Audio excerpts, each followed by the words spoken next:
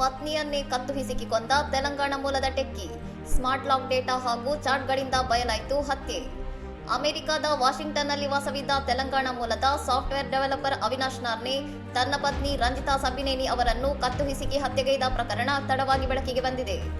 2025ರ ಅಕ್ಟೋಬರ್ನಲ್ಲಿ ನಡೆದ ಈ ಕೃತ್ಯವನ್ನು ಸಹಜ ಸಾವು ಎಂದು ಬಿಂಬಿಸಲು ಯತ್ನಿಸಿದ್ದ ಆರೋಪಿ ಪೊಲೀಸರಿಗೆ ಸುಳ್ಳು ಕತೆ ಕಟ್ಟಿದ್ದನು.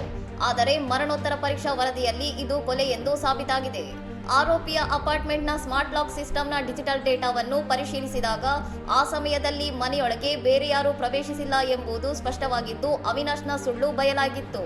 ಆರೋಪಿ ಮದುವೆಗೂ ಮುನ್ನವೇ ಭಾರತದಲ್ಲಿದ್ದ ಮತ್ತೊಬ್ಬ ಮಹಿಳೆಯೊಂದಿಗೆ ಪ್ರೇಮ ಸಂಬಂಧ ಹೊಂದಿದ್ದನು ಮತ್ತು ಪತ್ನಿ ಮೃತಪಟ್ಟ ಮರುದಿನವೇ ಆಕೆಯ ಮೃತದೇಹದ ಫೋಟೋವನ್ನು ತನ್ನ ಪ್ರೇಯಸಿಗೆ ವಾಟ್ಸ್ಆಪ್ ಮೂಲಕ ಕಳುಹಿಸಿದ್ದನು.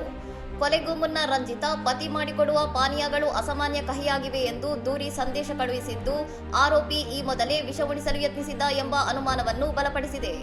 ಬೆಲ್ಲೆವ್ಯೂ ಪೊಲೀಸರು ಸುಮಾರು 9 ತಿಂಗಳ ಸುದೀರ್ಘ ತನಿಖೆ ಹಾಗೂ ಡಿಜಿಟಲ್ ಪುರಾವೆಗಳ ಆಧಾರದ ಮೇಲೆ ಜುಲೈ 1ರಂದು ಆರೋಪಿಯನ್ನು ಬಂಧಿಸಿದ್ದು ಅಪರಾಧ ಸಾಬೀತಾದರೆ ಜೀವಾವಧಿ ಶಿಕ್ಷೆಯಾಗುವ ಸಾಧ್ಯತೆ ಇದೆ.